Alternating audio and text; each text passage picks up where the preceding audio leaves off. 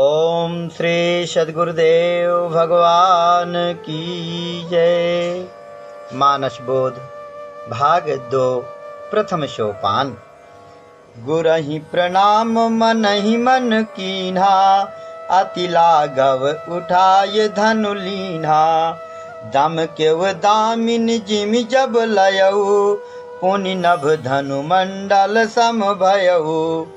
लेत चढ़ावत खैचत गाढ़े, काहू न लखा रहे सब ठाड़े।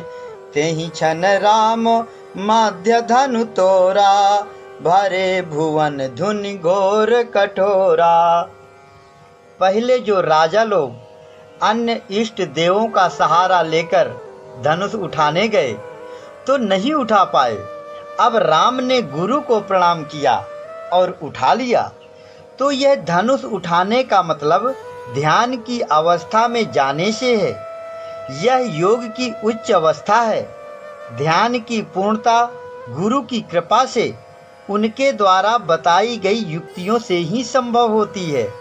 वहाँ कोई धनुष चढ़ाने तोड़ने का काम अगर होता तो सब लोग देखते, लेकिन लिखा है कि काहू न लखा, कोई नहीं देख पाया। क्यों कोई नहीं देख पाया? क्योंकि यह ध्यान की क्रिया है।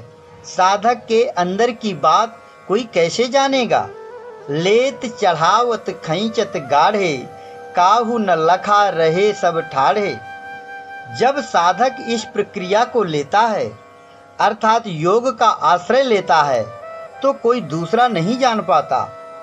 फिर जब वह योग की युक्तियों को चित्त में चढ़ाता है अर्थात हृदयंगम करता है, बुद्धि में स्थिर करता है, तब भी अन्य कोई नहीं देख सकता।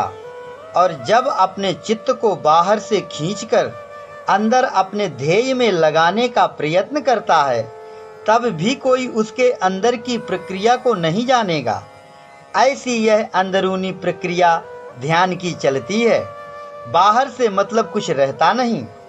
और फिर इसी क्रम में ध्यान की गहराई में जब तन्मयता आती है और एक क्षण के लिए शांत शून्य की स्थिति बनती है तो श्वासा खड़ी हो जाती है। एक करंट का जैसा झटका लगता है। कभी कभी साधक घबरा जैसा जाता है। अच्छा साधक नहीं घबराता, छिटक कर दूर गिरेगा, ऐसा झटका आ सकता है।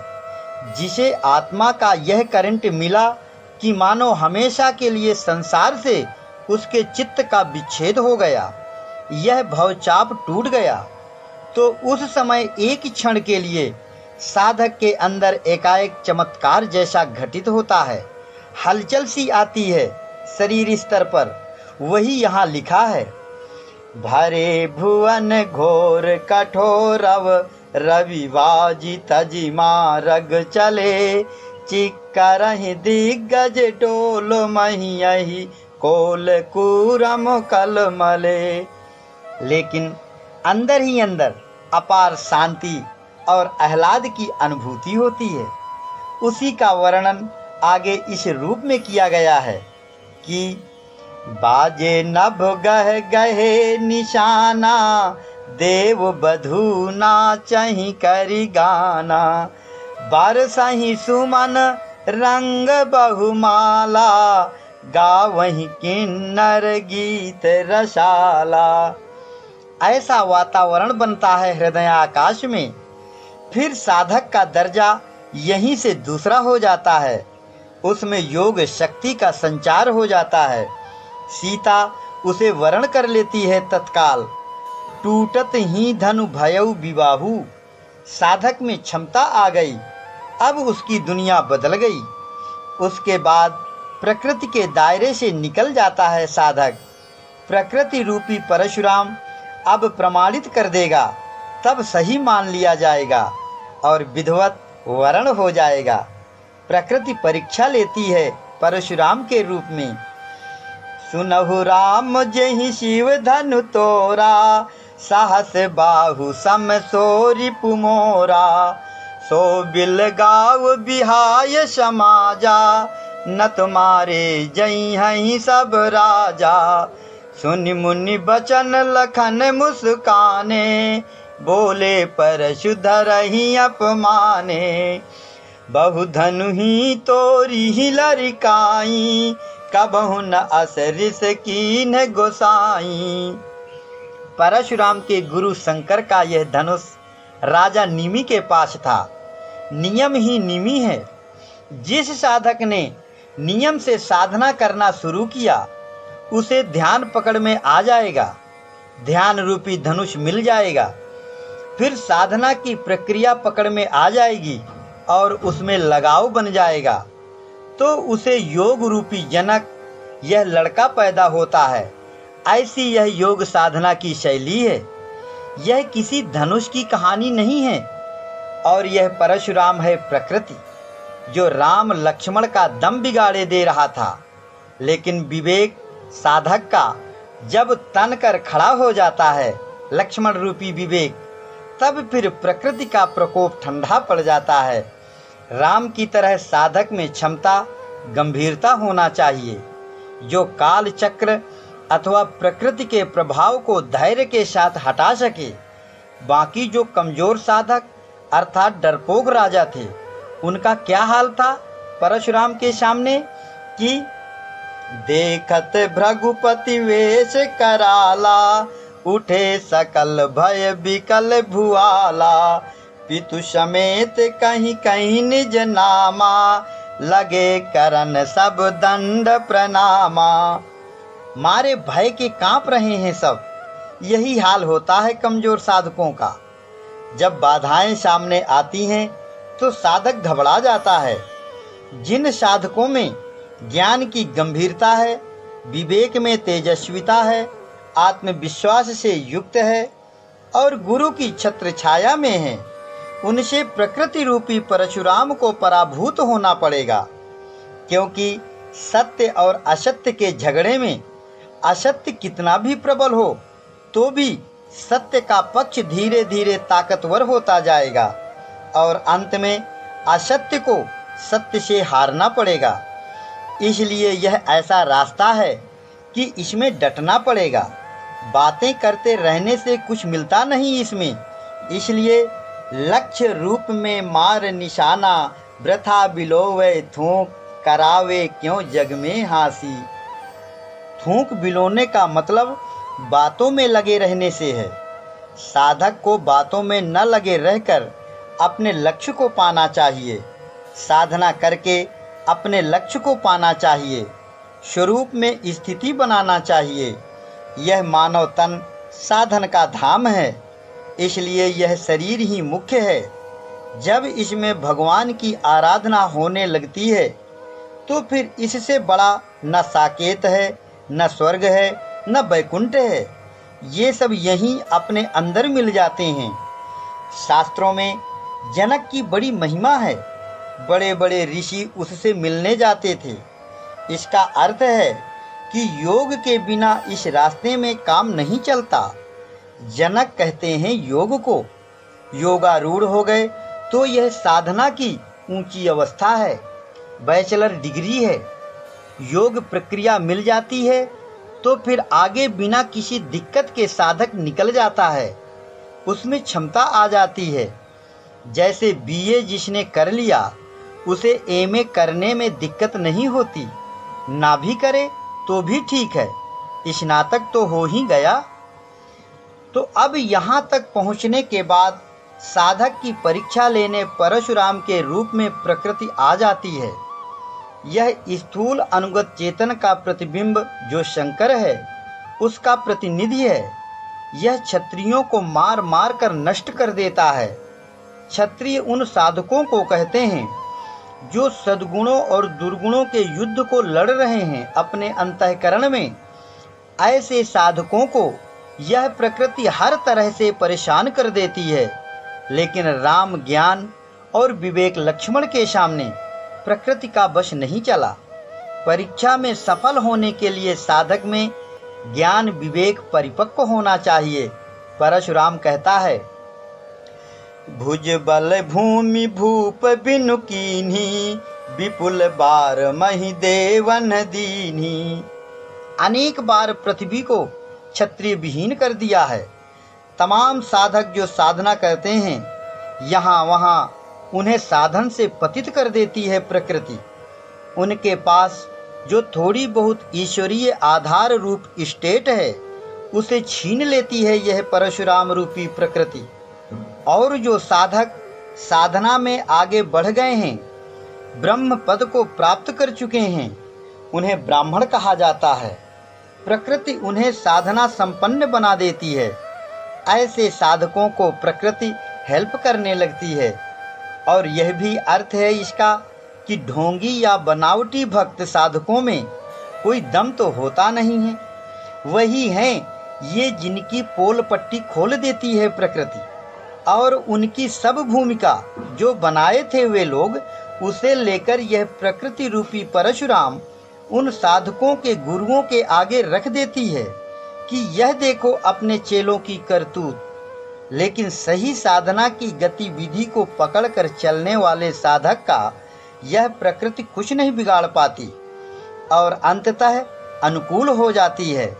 अंततः परशुराम नतमस्तक हो गए। देवन दीन्ही दुंदुभि प्रभु पर बरसहि फूल, हर से पुर नर नारी सब मिटी मोह मय शूल। परशुराम पराभूत होकर चले गए, स्तुति किया और फिर चले गए। इसका मतलब कि साधक की सफलता को प्रकृति रूपी परशुराम ने परीक्षा लेकर प्रमाणित कर दिया। स्तुति करने का अर्थ है कि उसकी योग्यता को मान्यता दे दिया।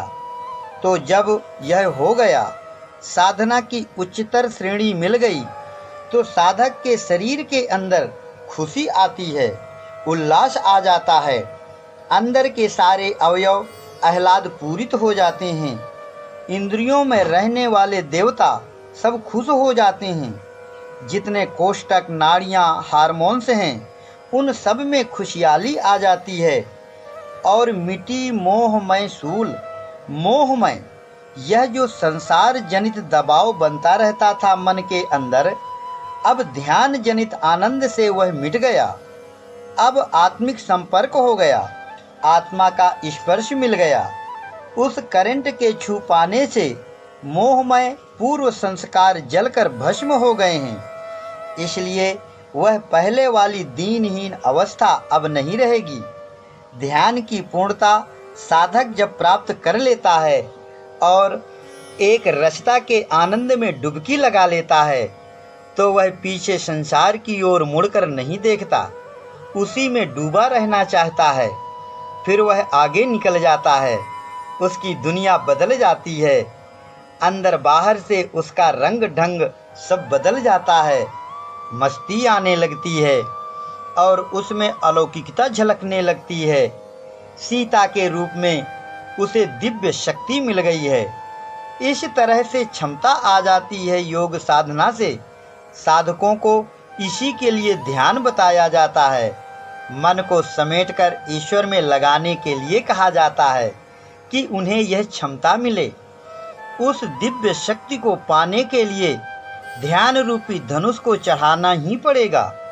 योग रूप जनक की यह शर्त है।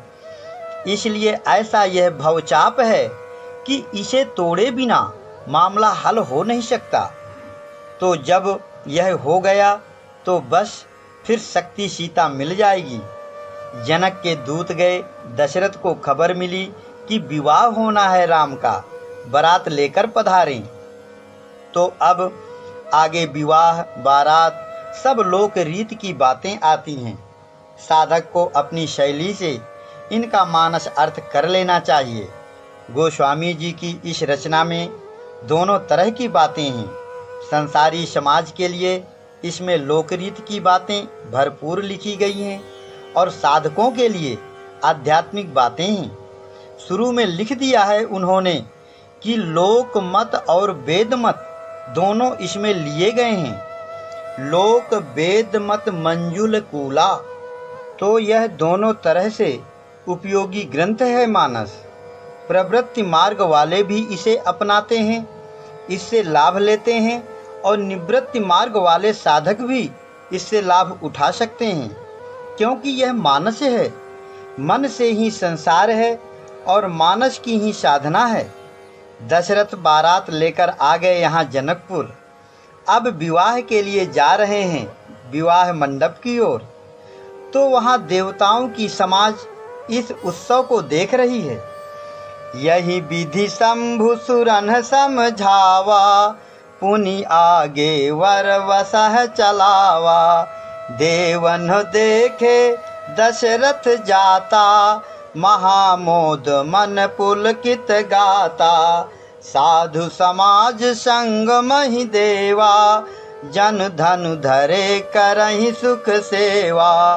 शोहत साथ सुभग सुत चारी, जनु अपवरग सकल तनुधारी। दशरथ अपने चारों पुत्रों और विप्रो मुनियों सहित जा रहे हैं। देवतागण अपने विमानों में वाहनों में बैठकर आकाश से राम सीता के विवाहोत्सव को देख रहे हैं। वहाँ ऊपर आकाश में नहीं, यहाँ अपने अंदर के आकाश में ये सब रहते हैं देवता। अंदर प्रक्रिया चल रही है साधक के मानस में। तो सब देवता आश्चर्य मुग्ध हैं। ब्रह्मा ने अपनी सृष्टि की कोई रचना वहाँ नहीं देखी। तब शंकर यानी कामार जी ने समझाया कि आश्चर्य मत करो, यह अलौकिक जगत की बातें हैं, ये बाहरी तौर तरीका नहीं है।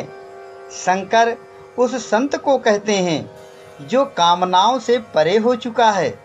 साधक के अंतःकरण में ईश्वर के प्रति दशों इंद्रियों में आकर्षण हो जाना ही दशरथ है।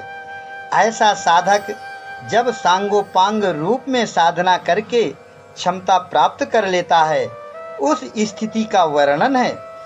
उस अवस्था में ये सब अधिदैव जो अंदर के हैं, ये सब मुग्ध होते हैं।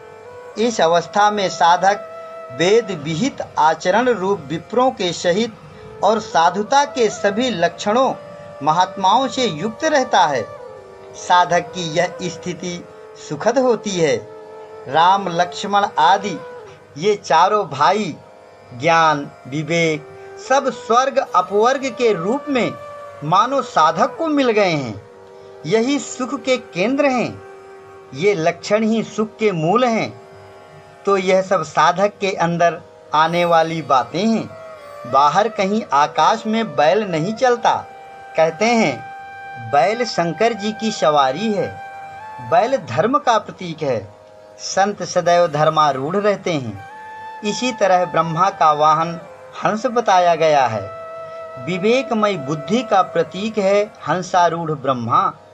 ये सब बाहर प्रतीक बना लिए गए हैं। बातें सब अंतर जगत की हैं। गणेश का वाहन चूहा है, चित्त ही चूहा है। जब इसमें ईश्वरीय गुण धर्म आ जाएं, तो गणेश का वाहन बने। ऐसे ही लक्ष्मी का वाहन उल्लू है। धन के पीछे लगने वाला मन उल्लू ही है। वित्तेषणा यह भगवान की माया रूप लक्ष्मी उस पर सवार हो जाती है। तो यह सब बनाया गया है। इन सब बातों का अपने अंतःकरण में एक पूरा सांचा ढांचा बना लेना चाहिए। बाहर इनका कोई मतलब नहीं है। तर्क के आधार पर इन सब बातों को सही सिद्ध करना कठिन है। इसलिए रूढ़िगत ढंग से अंधविश्वास के आधार पर समाज में इनकी मान्यता रहती है। दशरथ को चक्रवर्ती नरेश कहा गया है। उधर थोड़ी ही दूर पर गुहराज निषाद का राज्य था, जनक का राज्य था। उधर रावण के लिए लिखा गया है कि राक्षसी को न स्वतंत्र। दशरथ को तब चक्रवर्ती कहना गलत हो गया। बाहर से अर्थ लेने पर सब गलत हो जाएगा, क्योंकि यह सब आध्यात्मिक बातें संतों ने लिखी हैं। तो दशरथ उसे कहते हैं कि मन जब दशों इंद्रियों सहित ईश्वर में लग जाता है, परमात्मा में लगा हुआ है। परमात्मा तो सर्वत्र है। तो जिसके पास परमात्मा रूपी स्टेट है, उसे चक्रवर्ती कहना गलत नहीं हो सकता। और बाहर की यह दुनिया तो इसी तरह से चलती रहती है। आज जो बातें सही मानी जाती हैं, कल गलत सिद्ध हो जाती हैं। हम सौर मंडल में पृथ्वी ग्रह में हैं। ये ग्रह अपनी गति से घूम रहे हैं, चल भी रहे हैं। अनंत ब्रह्मांड में हमें कहाँ ले जा रहे हैं किसी को नहीं मालूम। कौन सी एनर्जी है जो इस संपूर्ण ब्रह्मांड को नियंत्रित किए हुए है, जिसमें न जाने कितने सौर मंडल और आकाश गंगाएं हैं। आदमी की जानकारी बहुत सीमित है। जो बातें अभी तक जानकारी में आ चुकी हैं, उसके भी आगे और आगे अनुसंधान होते जाते हैं। नई नई बातें आती जाती हैं। तो यह सब तो होता रहेगा। बाहर की दुनिया में आदमी का जीवन तो थोड़ा है। इस थोड़े से समय में उसे अपने जीवन के रहस्यों को समझने का प्रयास करना चाहिए। बाहर के बजाय अपने अंतःकरण की ओर देखना चाहिए और आत्म कल्याण के लिए प्रयत्नशील होना चाहिए। लौकिक क्षेत्र से अलौकिक क्षेत्र में प्रवेश कर जाने के बाद साधक का जीवन बदल जाता है। उसके विचार बदल जाते हैं, उसकी मान्यताएं बदल जाती हैं। उसके लिए संसार असत्य हो जाता है। अब वह समर्पित हो चुका है ईश्वर के प्रति। उसके रथ की बागडोर भगवान अपने हाथ में ले लेते हैं। देखो, अर्जुन की रक्षा के लिए, उसकी सफलता के लिए भगवान कृष्ण ने क्या क्या नहीं किया। यह सब अंदर के रहस्य हैं। अनुरागी साधक अर्जुन है, कृष्ण गुरु या गाइड हैं। समाज में मान्यता प्राप्त सारे नियमों आदर्शों को ताक में रख दिया। यहाँ तक कि उस नटखट सांवरिया ने अपनी बहन सुभद्रा का हरण भी अर्जुन के द्वारा करवाया। बलराम ने बड़ा विरोध किया तो भी, क्योंकि अभिमन्यु को पैदा होना था। तो अर्जुन, सुभद्रा, अभिमन्यु सब का मतलब आध्यात्मिक है। मन की अभय स्थिति ही अभिमन्यु है। अनुराग अर्जुन है। घटोत्कच भीम का पुत्र था। भाव ही भीम है। हिडिंबा से भीम का संयोग हुआ तो घटोत्कच पैदा हुआ। घटोत्कच उस प्रबल आवेग का प्रतीक है जो भाव की प्रधानता से साधक के अंदर उत्पन्न होता है। अर्जुन के लिए घटोत्कच को भी मरवा दिया कृष्ण ने। भीम नाराज भी हुआ। ये बातें सब दूसरी दुनिया की हैं। तो हम कह रहे थे कि भगवान अपने आश्रित भक्त के लिए सब कुछ करता है। उसके हित के लिए कभी कभी उसे कष्ट या दिक्कत भी देता है, कलंक या बीमारी भी दे देता है। जौ शिशु तन ब्रन होई गोसाई, मातु चिराव कठिन की नाई। इस तरह से भगवान अपने भक्त के लिए वही करेगा जिसमें उसका हित होगा। अर्जुन ने प्रतिज्ञा कर ली थी जयद्रथ को मारने की, नहीं मार पाया। सूर्यास्त कर दिया भगवान ने। अर्जुन चिता पर चढ़ने को तैयार हुआ। कौरवों ने वहां उसकी खूब हंसी उड़ाई, लेकिन अंत में काम अर्जुन का ही बना। नारद की खिल्ली उड़ाई गई। जब विश्व मोहिनी को पाने के लिए रूप मांगा तो बंदर का रूप दे दिया। तो जैसे माताएं अपने सुंदर बालक के माथे पर कालिख लगा देती हैं ताकि उसे नजर ना लगे, इसी तरह भगवान भी अपने भक्त के लिए ही अपयश और आपदा देते हैं। समाज में हंसी करा देते हैं और बचाते भी हैं। थोड़ी देर के लिए प्राप्त हुए इन दुखों से भक्त का पुण्य बढ़ जाता है और वह साधना में प्रगति कर जाता है। इसलिए भगवान ऐसा करते हैं। यह मानकर साधक को हर परिस्थिति में भगवान का सहारा हमेशा लिए रहना चाहिए। अंदर से भगवान को पकड़े रहना चाहिए। निरंतर ईश्वरीय भावना में मन बुद्धि से जो डूबा हुआ है, ईश्वर के अनुराग में सराबोर है जिसका मन, वही वास्तव में चक्रवर्ती सम्राट है। परमात्मा रूपी असीम साम्राज्य को लेकर बैठा है। राम ही चितव सुरेश सुजाना, गौतम श्राप परम हित माना। देव सकल सुरपति ही सिहाही, आजु पुरंदर सम को नाही। इंद्रियों का अधिपति मन है इंद्र। मन दसों इंद्रियों के साथ हजारों प्रकार से विषय भोग करता रहता है, विषयोन्मुख रहता है। यही इसके शरीर के हजार भाग हैं। गौतम ऋषि के श्राप से इंद्र के शरीर में 1000 भग हो गए थे। ऐसी कहानी है कि जब अहिल्या के साथ इंद्र ने व्यभिचार किया था, तब अहिल्या के पति गौतम ने उसे यह श्राप दिया था। गौतम का तात्पर्य है इंद्रियों में सजातीय भावना युक्त चेतन का प्रतिबिंब। इसलिए यह ऋषि का रूप है। हृदय में अनुराग और लगन की प्रशक्ति अहिल्या है। जब इंद्र के साथ दूषित हो जाती है तो उसका सजातीय भावना से विच्छेद हो गया। गौतम से शापित होकर पत्थर बन गई, जड़वत हो गई, और फिर जब संयोग बना तो पर शत पग पावन शोक नसावन प्रगट भई तप पुंज सही।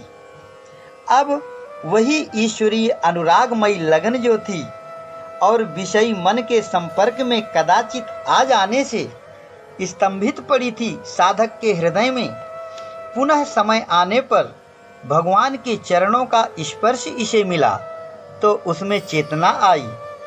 अब हृदय का अनुराग भगवान के चरणों में हुआ और लव लगी भगवान में, तो यह जो मन रूपी इंद्र है, इसके 1000 भग भी अब यहाँ 1000 नेत्र बन गए। ऐसा गौतम ऋषि का ही श्राप अनुग्रह था। अब मन 1000 नेत्रों से भगवान की शोभा को देखने वाला हो गया। अब भला कौन इसकी क्षमता करेगा। मन जो विषयों में 1000 बार जाता रहा अभी तक, अब भगवान की ओर उन्मुख हो गया, मन का ट्रांसफॉर्म हो गया। पहले यह मन सर्प था, करता जीवन घात, अब तो मन हंसा भया, मोती चुन चुन खात। मन के साथ इंद्रियां भी ईश्वरोन्मुख होकर रिद्धि सिद्धि बन गई। तो जब साधक अपनी इच्छा रूपी ट्रेन को प्रवृत्ति मार्ग से निवृत्ति मार्ग की पटरी पर ले आता है, पैड बदल देता है, तो सब अनुकूलताएं आ जाती हैं। अभिशाप भी वरदान बन जाता है। गौतम श्राप परम हित माना, ईश्वरोन्मुख होने पर पाप श्राप सब मिट जाते हैं। भगवान कहते हैं, सन्मुख होय जीव मोहि जबहि, जन्म कोटि अगनासम तबहि, बैठारी आसन आरती करे निरखि बरु सुख पावही, मन बसन भूषण भूरि बारही, नारी मंगल गावही, ब्रह्मादि सुर बर विप्रवेश, बनाए कौतुक देखही, अवलोकि रघुकुल कमल रवि छवि, सुफल जीवन लेखही, नाउ बारी भाट भटो राम निछावरी पाय, मुदित असीस ही नाय शिर, हर्ष न हृदय समाय, मिले जनक दशरथ अति प्रीति, करि लौकिक वैदिक सब रीति। भारतीय संस्कृति या वैदिक संस्कृति ऋषियों मुनियों की संस्कृति है, जिसके मूल में आध्यात्मिक विद्या का समावेश है। भारतीय जनजीवन के रीति रिवाज और विवाह आदि सामाजिक परंपराओं में इसकी स्पष्ट छाप देखी जा सकती है। ओम श्री सद्गुरुदेव भगवान की जय।